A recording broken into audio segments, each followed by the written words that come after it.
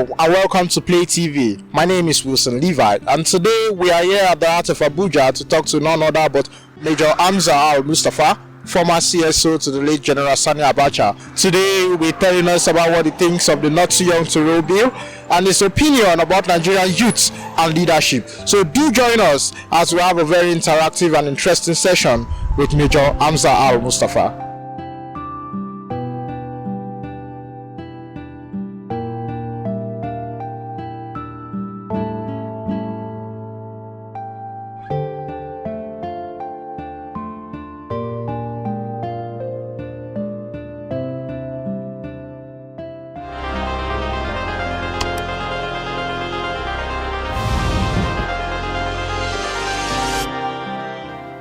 My name is Hamza Al-mustapha, born to Hamza's family from Yobe State. Did my primary and secondary school in Yobe, came to NDA, Nigerian Defense Academy, and then got commissioned in '83 and began to rise from there. I served in many parts of Nigeria. I participated in many operations outside Nigeria, attended many courses outside Nigeria, participated in major operations in Chad, Sierra Leone, Liberia, managed Gambia, and so on, culminating to me being framed in 1998 and then persecuted for 15 years, regained my freedom in 2013, and here I am today.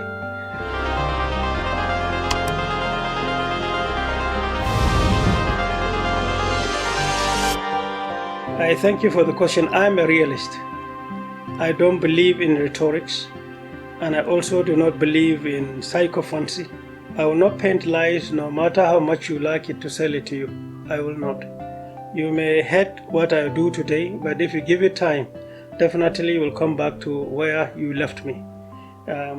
I decided to come up with this party, having gone across Nigeria, and then got in touch with numerous Nigerians from academia, traditional institutions, youth associations, men and women, politicians themselves, resource persons, and then I now began to look at the structures we have, or the platforms we have, and I discovered that 5 segments of Nigerians are always there to be used, only to be accused and abused at the end of the day.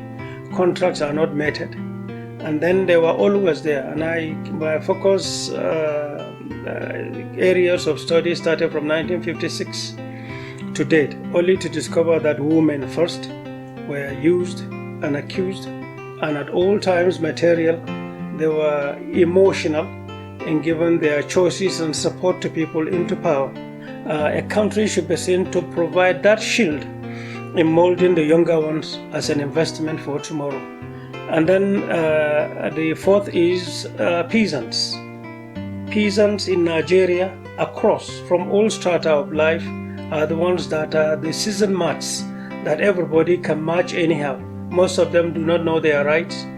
They don't understand the even simple provisions of Chapter 4 of our Constitution. So they are there for anybody to kick us and when they like.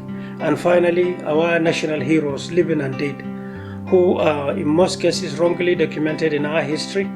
And then those that are living, the moment they strive to do the right thing, they become enemies of the wrong class, whom I call the exploitative class, who hate heroes, most unfortunately. So to us, we believe heroes are everywhere, but not recognized because they don't have money or they do not participate in exploiting Nigeria. So I believe that creating a party that will house these 5 classes of Nigerians is the right thing to do. And thank God Almighty, we have come this far. I did not stop at creating Green Party alone. I created also Green Institute to serve as the platform, as the intellectual platform base in support of the party. That will liaise with other Green Institutes around the world in support of the party. That will work with particularly G20 and then international donor agencies, including United Nations, with the sole view to exposing our younger ones, our women, people with disability, who are just there, not because they want to be disabled, but then our environment has made it in such a way that once the poor becomes disabled, they are identified most unfortunately as destitutes who are just there, more or less as senior animals. Unacceptable in any society that wishes to prosper. This country is very blessed. Today, clearly, from agriculture into oil and gas, that's where the priority attention is being focused in our social life as a country. The most painful thing, I can summarize it this way: Nigeria is busy importing what we have, but we're exporting what we don't have. This reversal order of thinking and doing things actually is extremely disturbing, meaning a country has been busy with people who are settled with positions of leadership at different locations, and then a country that is thirsty, but the leadership have been busy fetching water with baskets.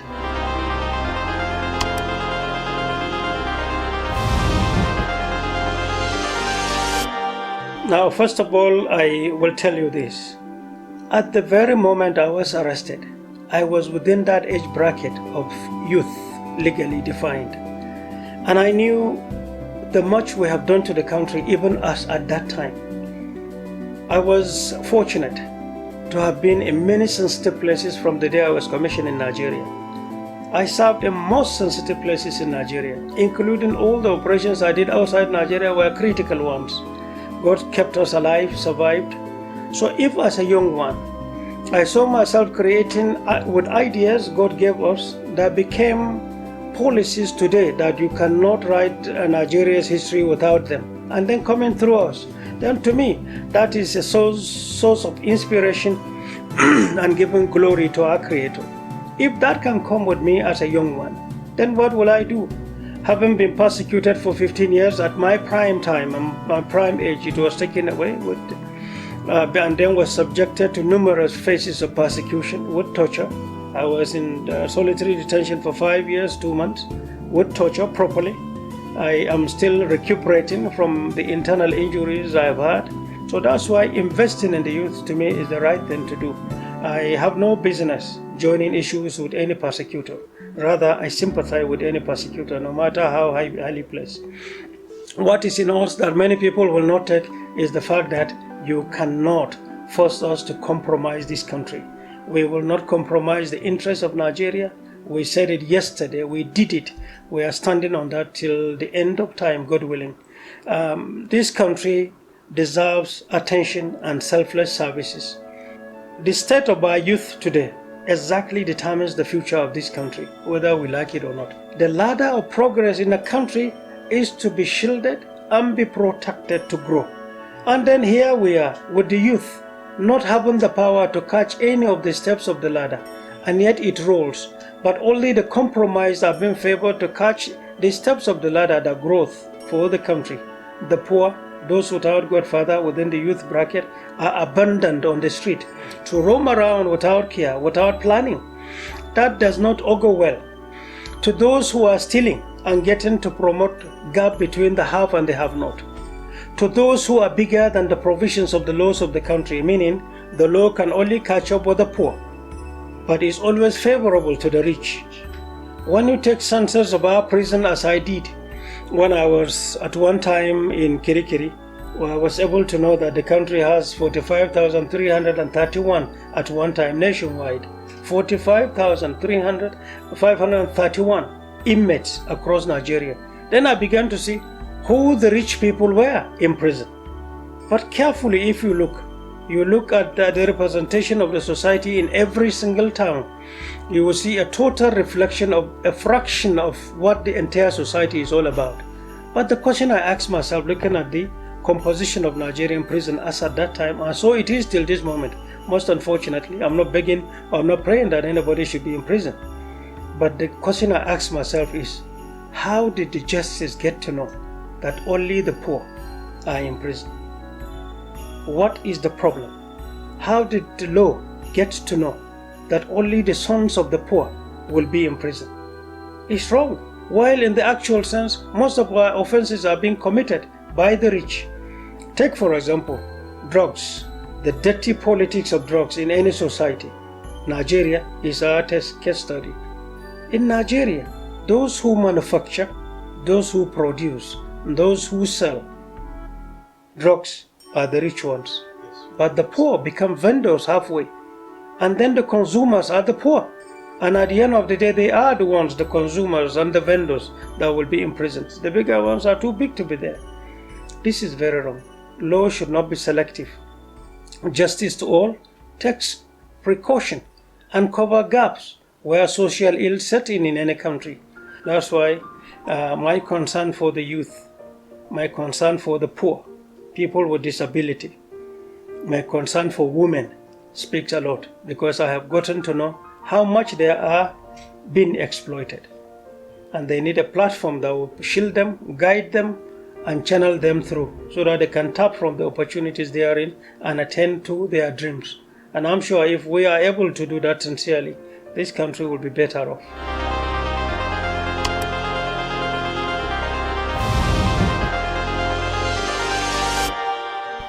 If you continue to wait until the environment is politically, socially set for the youth to mature to the dreams they are talking about, then you will wait indefinitely. You have to start. If you have to start, you just have to start. But as far as I'm concerned, the environment is set. The voices of the sons of the poor are not being heard. The poor have no place to be heard. They are not recognized. But within the bracket of the poor, the sons of the poor, the youth, I'm talking about the youth.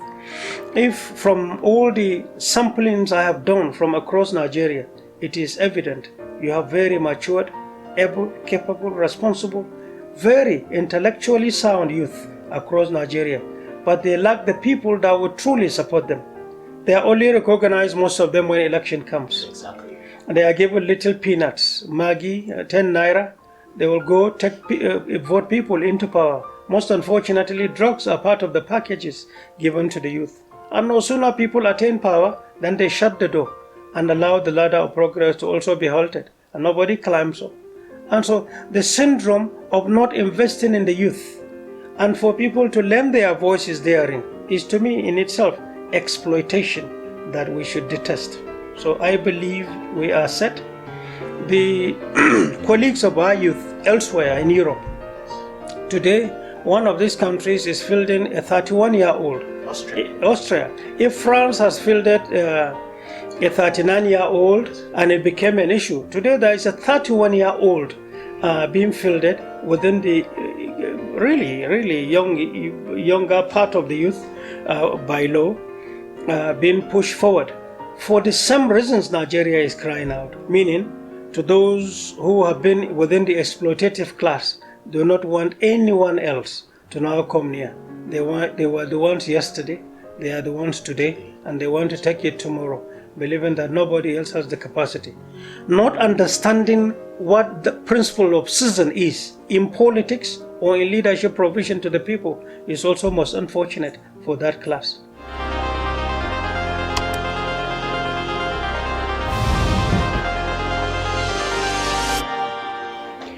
I'll tell you, my views may be very different, and I'm being very blunt, and I can say this any day, anytime, anywhere.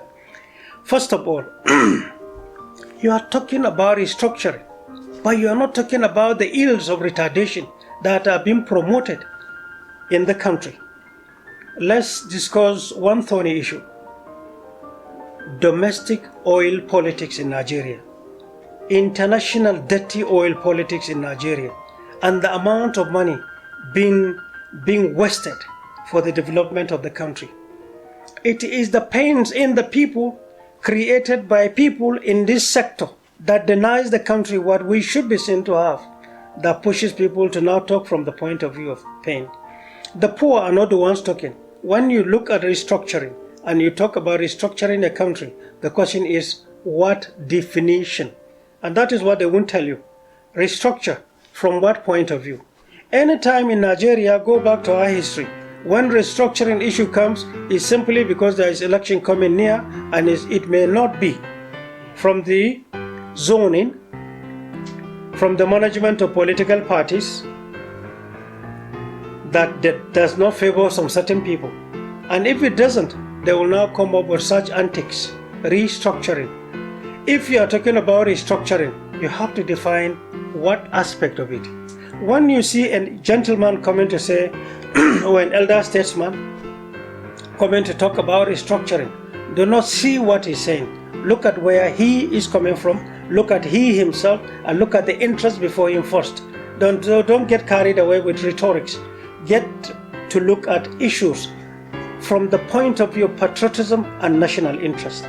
So to me, restructuring, the question is, what time is it? There is more sense to look at. I leave you with these little merry-go-round issues deliberately. You decipher.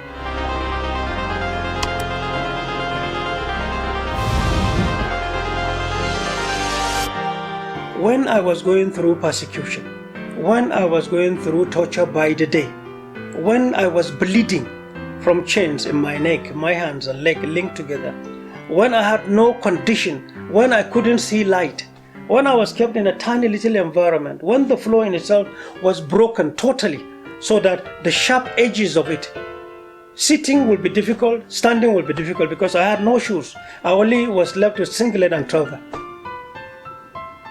And I was in that condition in the most horrific way.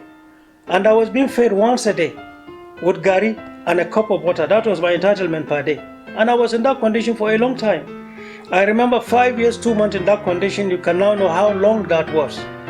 1 hour was too long a period.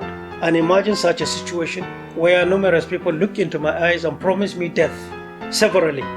Where I now discovered, one day I was opportune, through the tiny little pinholes on where I was kept, I was envying a bird flying. One day, I used to write things to myself. When they made a mistake, took me to a panel, and they left some certain papers and a pen in my hands. So I used in the chains, discovered the art of using my laps as my table. And I write on something once every day. One day I didn't know what to write on. Because to me, I had written about anything that the horrific environment could provide, my deep reflection could take me to. And I sat all day disappointed. Then by accident, they came and opened the tiny little place, so I saw the rays of light. So all the mosquitoes that were biting me became something for me to write. And I began to write, and the mosquito flies. That was the title, and I was writing. So I began to now make comparative studies between mosquito, whom God Almighty has described among the most fragile, tiniest, short life, most tiny little thing that flies, compared to a human being, the most superior in his creation. But I discovered that the mosquito was better than me. Because the mosquito was free. And mosquito could fly on its own to whichever direction it wanted to. I was there being superior, but a victim of persecution with no freedom. And this I wrote, a page. So moments such as this tells you a hell lot. That's why when you see people settle with power and money, and when you see the arrogance in them rather than humility, then you get to be very worried. And now today in Nigeria, turn to anywhere you see money and power, you see arrogance deeply entrenched. Then you think more deeply and care and worry about the majority poor. So if you know what you are doing is to actually sit down and synergize by creating a platform that will care for the poor by the majority poor in Nigeria. This is the time we're in, and this is the time for us to reflect. Remember, the more you promote causes of insurgency, the more you should be prepared to contend them. The Boko Haram's case wasn't ordinary, but my worry with the Boko Haram case, on one hand, is my worry on something called domestic dirty drug politics in Nigeria that is engulfing our youth. And out of hopelessness, our youth will find something doing there.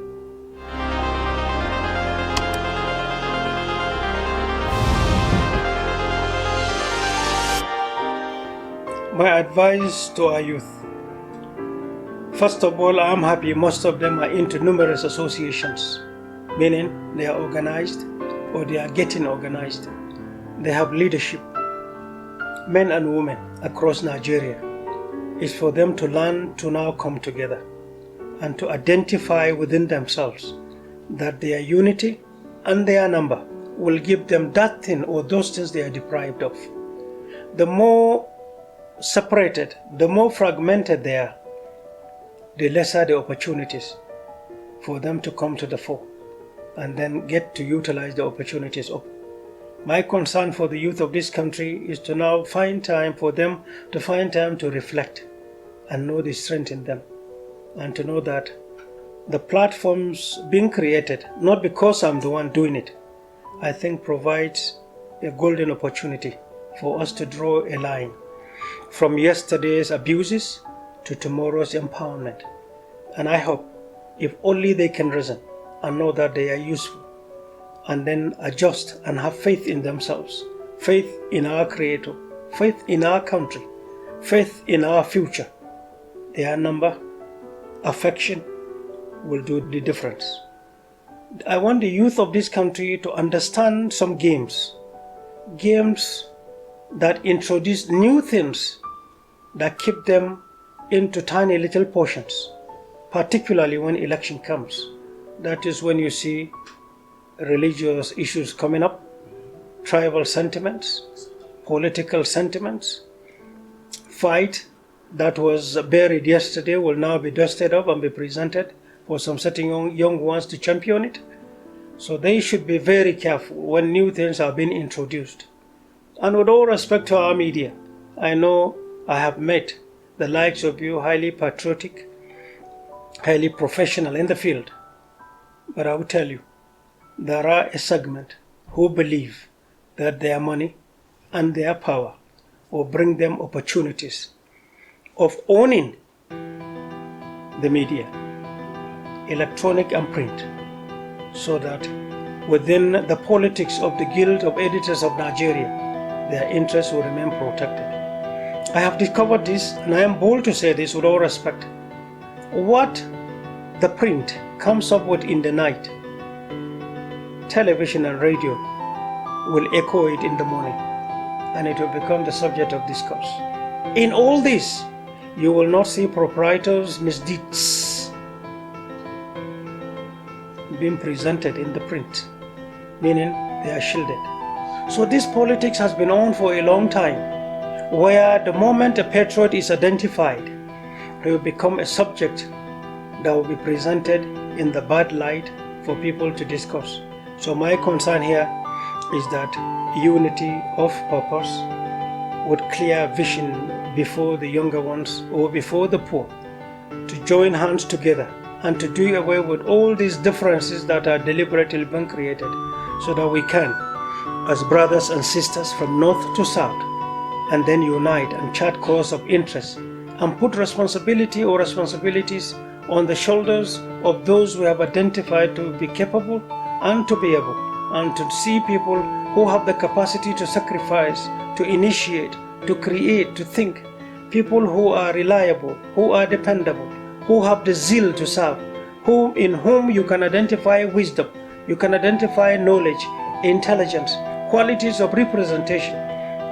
The most qualities of leadership don't primarily talk about them. Identify such people, they are all over. Don't mind the fact that some of them are poor, or most of them are poor. Invest in them. You will definitely see a new Nigeria. You will definitely will know that the rhetorics that kept us in a state of retardation, meaning being busy but doing actually nothing, or not being busy but not without any productive things to see that is servicing the country and the people, you will definitely see them change. The vehicle that is called Nigeria will kickstart and move. I am confident in that.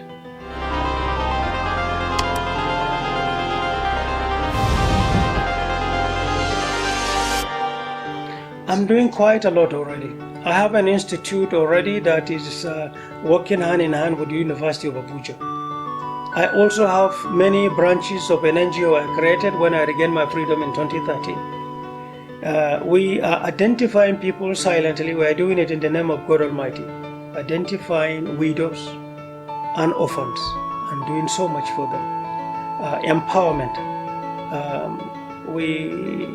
Numerous aspects of it. Tailoring. We do give them certificates, give them sewing machines to establish themselves. And our loans are there for 20 years to be paid in 20 years. And his television, I don't want them to know that it's a dash, so that they will now relax, because I want them to work. I want them to work hard and empower themselves so that they will not be seen to be begging on the streets. Any woman you see on the streets is somebody's mother. She must be respected. And if we don't help, if we don't be on our feet to make the difference, if you have a bulgy pocket and you walk on the street and you see destitute to your right and left, certainly you are just telling God Almighty that you are an ingrate. Okay, how many of such do we have? The classes between the billionaires class with bulgy pockets, raising dust on the poor in every single street they move. Every single street, north and south today, put together this country, you will see traces of poverty. That's the truth. Because the socialists in the country are promoting people into such classes. So today, the much we believe we should be seen to be doing is a responsibility that we see it as primary. We are doing a lot more. I don't have to talk. A lot of activities with our youth, and a lot of things I'm planning to do with the Green Institute that I'm talking about, taking census or survey of our youth, taking census using computers at many locations, so that we can now talk to international donor agencies to talk to the youth directly. We don't want them to come through us, but no, this is the personality data of the youth we have, whom we know, given little amount of money, will make them to be very creative and productive. Also taking census of our farmers, of our fishermen, of our peasants deliberately, whom we know are very productive. Because once you empower one, you are empowering numerous families. This we are doing without anybody knowing, so that international donor agencies will not be making mistakes. If they have the number, the picture, the location of a farmer or a fisherman, they have his contact number, his state, they know exactly where to find him. They can look for his account number, will provide. And at the end of the day, they will be dealing with them directly. If this trend continues, in a short while, you will see direct empowerment of the poor. And that's what we want to see. Not international donor agencies bringing money only for some of the privileged ones, taking people's money into their pockets. They take billions and they find it difficult to give a tithe of 1 naira. Most unfortunately, totally heroic, unacceptable in an environment such as ours.